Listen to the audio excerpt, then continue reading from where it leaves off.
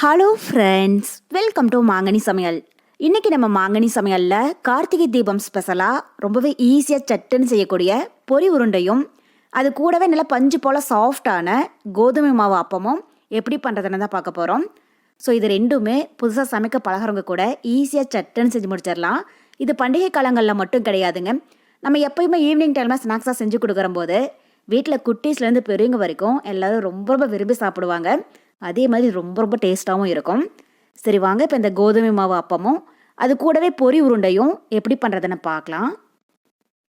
First நம்ம பொரி உருண்டை பண்ணுறதுக்கு வெல்லத்தை கரைச்சி எடுத்துக்கலாம். இப்போ அதுக்கு ஒரு பாத்திரத்தில் 1 கப் அளவுக்கு பொடிச்ச வெல்லம் சேர்த்துக்கோங்க. இப்போ அதே கப்பில் 1/4 கப் அளவுக்கு தண்ணியும் சேர்த்துடலாம். சேர்த்துட்டு இப்போ ஸ்டவ் மீடியம் ஹீட்டில் வச்சு இதை நல்லா கலந்து விட்டுட்டே இருங்க. வெல்லம் தண்ணியில் நல்லா கரையிற வரைக்கும்.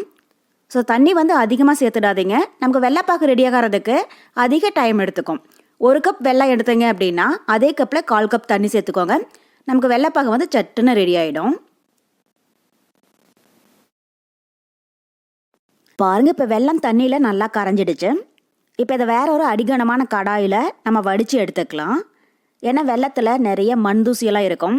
இது மாதிரி நம்ம தண்ணியில் கரைச்சிட்டு வடித்து சேர்க்குற போது அந்த மண் தூசியெல்லாம் ஃபில்டர்லேயே நின்றுடும். அதுக்காக தான்.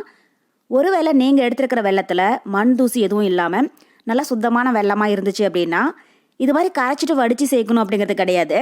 நீங்கள் டைரெக்டாக அப்படியே வெள்ளைப்பாகு ரெடி பண்ணிடலாம். பாருங்கள், வெள்ளத்தில் எவ்வளோ மண் தூசியெல்லாம் இருக்குது அப்படின்ட்டு அது எல்லாமே இப்போ ஃபில்டர்லேயே நின்றுடுச்சு.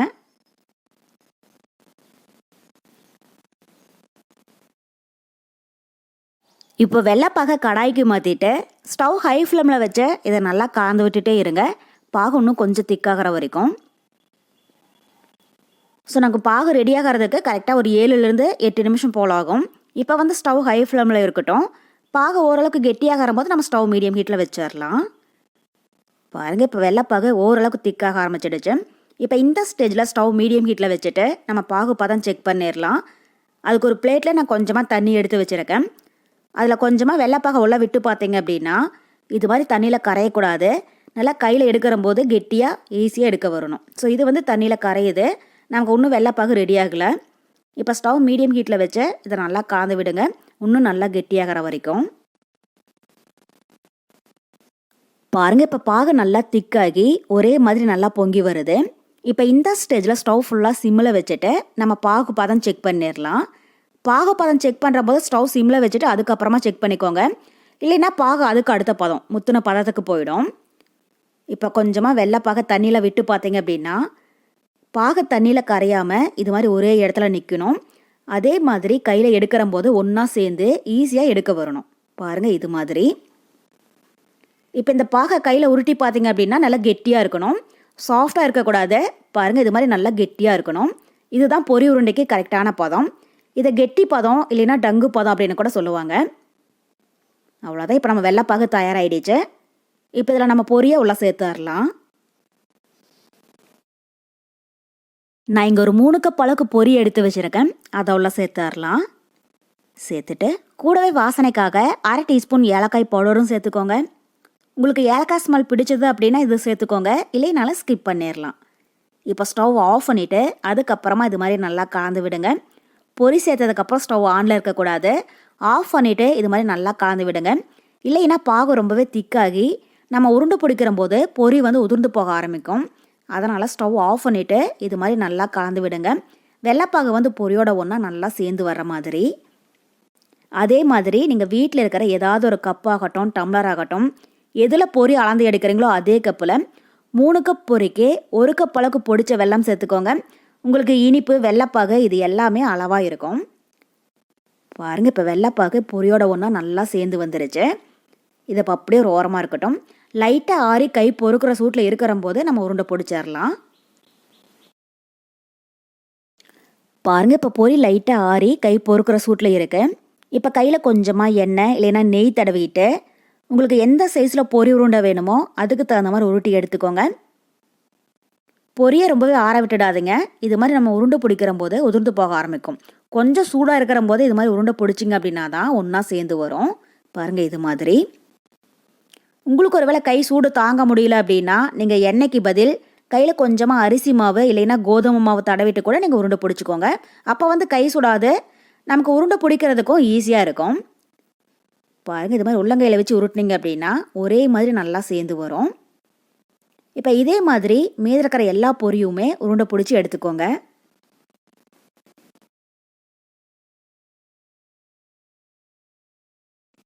அவ்வளோதான்.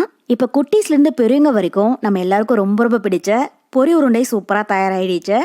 இது நிறைய செஞ்சு ஒரு ஏர்டைட் பாக்ஸில் போட்டு ஸ்டோர் பண்ணி எடுத்து வச்சுக்கிட்டிங்க அப்படின்னா நம்ம மாதக்கணக்கில் கூட வச்சுருந்து சாப்பிடலாம். குட்டீஸ் எல்லாம் எப்பப்போ ஸ்நாக்ஸ் கேட்குறாங்களோ அப்பப்போலாம் எடுத்து கொடுக்கலாம். ரொம்பவே விரும்பி சாப்பிடுவாங்க.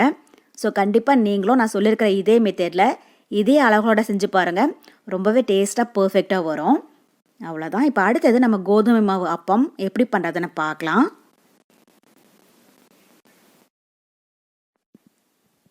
கோதுமை மாவு அப்பம் பண்ணுறதுக்கு ஃபஸ்ட்டு ஒரு மிக்சிங் பவுலில் 1 கப் அளவுக்கு கோதுமை மாவு சேர்த்துக்கோங்க.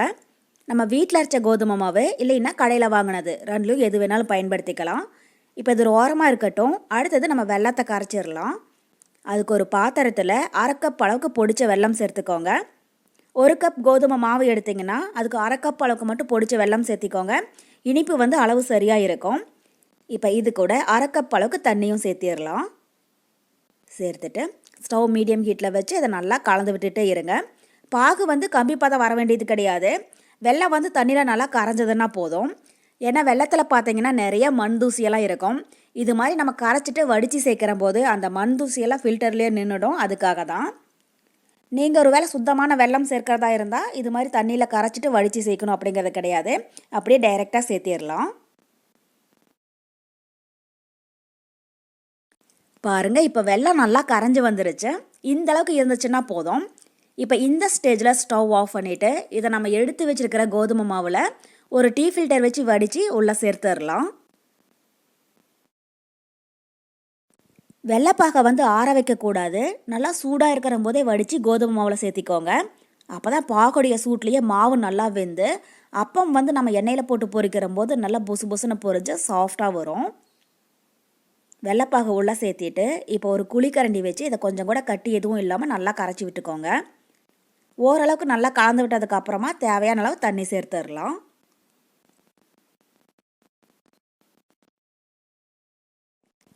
பாருங்கள், இந்த அளவுக்கு நல்லா கலந்து விட்டதுக்கப்புறமா இப்போ இது கூட இன்னும் ஒரு 1/2 கப் அளவுக்கு தண்ணி விட்டு இட்லி மாவு பதத்தில் நல்லா திக்காக கரைச்சி எடுத்துக்கோங்க. நம்ம எடுத்துருக்கிற 1 கப் கோதுமை மாவுக்கு நமக்கு கரெக்டாக 1 கப் அளவுக்கு தண்ணி தேவைப்படும். ஃபஸ்ட்டு நம்ம வெல்லத்தை கரைக்கிற போது 1/2 கப் அளவுக்கு தண்ணி சேர்த்துருக்கோம். இப்போ வந்து இன்னும் ஒரு 1/2 கப் அளவுக்கு தண்ணி சேர்த்திங்கன்னா போதும். பாருங்கள், மாவு ரெடி ஆகிடுச்சு. ரொம்பவே திக்காகவும் இருக்கக்கூடாது, ரொம்பவே தண்ணியாகவும் இருக்கக்கூடாது. கரெக்டாக நம்ம இட்லி மாவு பதத்தில் இருக்கணும். இப்போ ஒரு மூடி போட்டு மூடி வச்சிடலாம். இது ஒரு 10 நிமிஷம் அப்படியே இருக்கட்டும். பாருங்கள், இப்போ 10 நிமிஷம் போல் ஆகிடுச்சு. இப்போ இது கூட வாசனைக்காக 1/4 டீஸ்பூன் ஏலக்காய் பவுடர் சேர்த்துக்கோங்க. கூடவே 2 பிஞ்ச் அளவுக்கு சமையல் சோடா. சமையல் சோடா சேர்க்கிற போது நமக்கு அப்பம் வந்து ரொம்பவே சாஃப்டாக இருக்கும். நீங்கள் விருப்பப்பட்டால் இது சேர்த்திக்கோங்க, இல்லைனாலும் ஸ்கிப் பண்ணிடலாம். இப்போ சமையல் சோடா சேர்த்துட்டு இது திரும்பவும் ஒரு டைம் நல்லா கலந்து விட்டுறலாம்.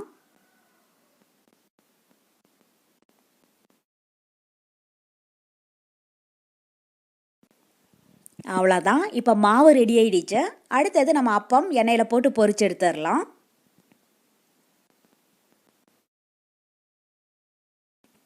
இப்போ கடாயில் எண்ணெய் நல்லா சூடாகிட்டுருக்கு. எண்ணெய் சூடானதுக்கப்புறமா ஸ்டவ் மீடியம் ஹீட்டில் வச்சுட்டு நம்ம கரைச்சி வச்சுருக்கிற மாவை ஒரு குழிக்கரண்டியில் கொஞ்சம் கொஞ்சமாக எடுத்து உள்ளே சேர்த்துக்கோங்க. ஒரே இடத்துல சேர்க்காம கொஞ்சம் கொஞ்சம் இடைவெளி விட்டு சேர்த்துக்கோங்க. அப்போ தான் ஒன்றோட ஒன்று ஒட்டாமல் வரும்.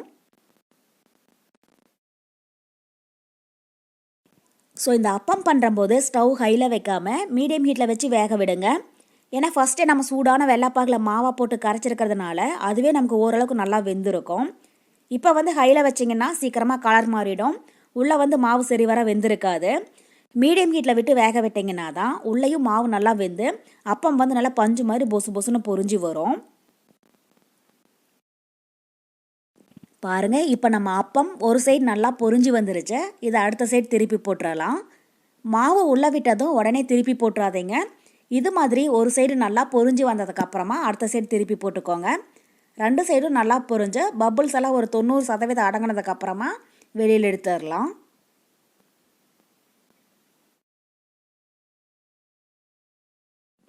அவ்வளோதான். இப்போ அப்பம் 2 சைடும் நல்லா பொரிஞ்சு கோல்டன் ப்ரௌன் ஆகிடுச்சு. பப்புள்ஸும் ஒரு 90% அடங்க ஆரம்பிச்சிடுச்சு. இப்போ இந்த ஸ்டேஜில் வெளியில் எடுத்துடலாம்.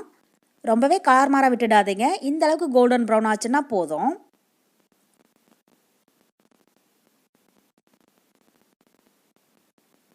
இதே மாதிரி எல்லா அப்பமுமே பொரிச்சு எடுத்துக்கோங்க.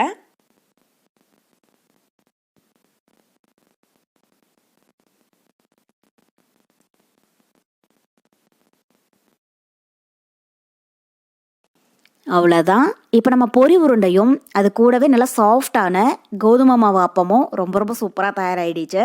ஸோ கண்டிப்பாக நீங்களும் நான் சொல்லியிருக்கிற இதே மெத்தடில் இதே அளவுகளோட செஞ்சு பார்த்துட்டு எப்படி இருக்குன்னு மறக்காமல் கமெண்ட் பாக்ஸில் சொல்லுங்கள். என்னோட இந்த ரெசிபி வீடியோ உங்களுக்கு பிடிச்சிருந்தா லைக் பண்ணுங்கள். உங்கள் ஃப்ரெண்ட்ஸ் அண்ட் ரிலேட்டிவ்ஸ் கூட நிறைய ஷேர் பண்ணுங்கள். மறக்காமல் மாங்கனி சமையலுக்கு சப்ஸ்கிரைப் பண்ணுங்கள். நன்றி.